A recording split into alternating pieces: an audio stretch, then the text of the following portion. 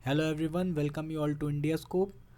तो 7 साल बाद ईरान का जो ऑयल है वो इंडिया पहुंच गया है, वो भी ऐसे टाइम में जब मिडिल ईस्ट में युद्ध चल रहा है। आखिर भारत ने ये रिस्की फैसला क्यों लिया और क्या इससे पेट्रोल सस्ता होगा? चलिए जानते हैं आज के अपने इस वीडियो में।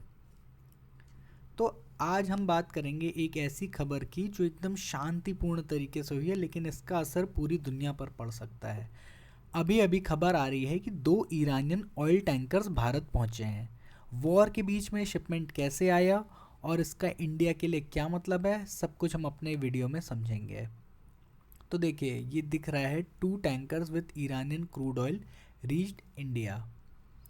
तो सबसे पहले हुआ क्या है? तो ईरान के 2 बड़े क्रूड ऑयल टैंकर्स भारत पहुंचे हैं। ये टैंकर्स लाखों बैरल कच्चा तेल लेकर आए हैं, लगभग लगभग 2 मिलियन। एक टैंकर ओडिशा के पारादीप पोर्ट पर पहुंचा और दूसरा गुजरात के सिक्का पोर्ट पर। लेकिन सबसे बड़ी बात क्या है कि भारत ने 7 साल बाद फिर से ईरान का तेल खरीदा है। 7 साल बाद, यानी लास्ट टाइम जो ऑयल खरीदा गया था ईरान से वो ईयर था 2019 का। फिर यूएस प्रेशर में आकर के इंडिया ने ईरान से ऑयल परचेज बंद कर दिया था। तो देखिए, 2 tankers with Iranian crude oil reach India. तो सिंस मई 2019 इंडिया ने कोई भी ऑयल ईरान से परचेज नहीं किया है। तो ये शिप ट्रैकिंग डेटा ये केपलर से जो मिला है उसके अकॉर्डिंग एक फेलिसिटी, जो कि एक बहुत लार्ज क्रूड कैरिंग कैपेसिटी है, जिसमें लगभग 2 मिलियन बैरल ऑफ ऑयल था, एंकर्ड ऑफ सिक्का ऑन गुजरात कोस्ट। मतलब जो फेलिसिटी है गुजरात के सिक्का कोस्ट में आई लेट ऑन संडे, मतलब संडे की लेट नाइट में।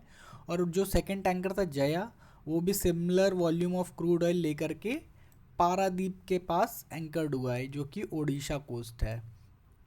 तो ये कहाँ से लोड हुए थे? ये ईरान के खार्ग आइलैंड से लोड हुए थे, जो कि ईरान का बिगेस्ट सी पोर्ट है, जो कि लगभग 90% ऑफ कंट्री के ऑयल एक्सपोर्ट देखता है। ठीक है, तो ये न्यूज़ आ रही है अभी। अब आप लोग सोच रहे होंगे इसमें इतना बड़ा क्या है।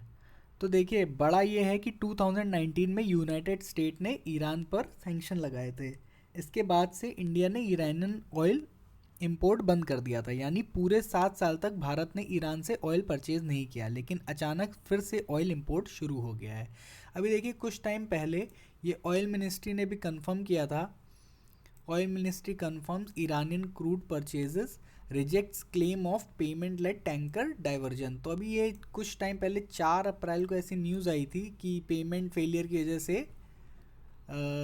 टैंकर डाइवर्ट हो गया, वो इंडिया से चाइना चला गया था। तो उसको ऑयल मिनिस्ट्री ने कंफर्म किया था कि ऐसा कुछ हुआ नहीं है। जो क्लेम चल रहे हैं कि पेमेंट इशू की वजह से टैंकर चाइना चले गए, तो ये गलत खबर थी। इससे भारत को क्या फ़ायदा होगा? तो देखिए, चीप ऑयल मिल सकता है, पेट्रोल डीजल प्राइसेस कंट्रोल किए जा सकते हैं, एनर्जी सिक्योरिटी स्ट्रांग होती है, और मेन बात, रशिया पर डिपेंडेंसी बहुत ज़्यादा कम हो जाती है। अभी देखिए, जब हम इतना देख ही रहे हैं तो पहले देखते हैं कि कहाँ है एक खार्ग आइलैंड। मैप देखते हैं थोड़ा सा। तो ये देखिए, ये है वर्ल्ड मैप, और ये इधर आता है ईरान का खार्ग आइलैंड, जो कि इनकी ऑयल फैसिलिटी है। यहाँ से कंट्री का 90% ऑयल एक्सपोर्ट होता है। ये है खार्ग आइलैंड, और यहाँ से ये चल करके एक ये गुजरात आई है। ये देखिए, स्टेट ऑफ हॉर्मूज को यहाँ से क्रॉस करते हुए।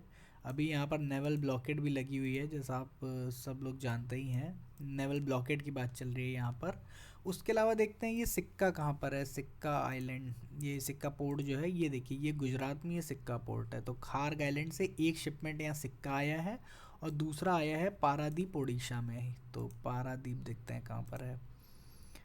तो ये है पारादीप, जो कि ओडिशा में है। तो हमने देखा, एक ये ईस्टर्न पोर्ट पर, एक ये इंडिया की ईस्टर्न कोस्ट पर आया है शिपमेंट, और दूसरा आया है सिक्का गुजरात में। अब ये ऐसे टाइम पर आया है जब यूएस ने नेवल ब्लॉकेड स्टार्ट कर दिया ईरानियन पोर्ट्स की। अब डेडलाइन जैसे जैसे पास हो रही है, यूएस जो है ईरानियन पोर्ट्स की ब्लॉकेड स्टार्ट कर रहा है।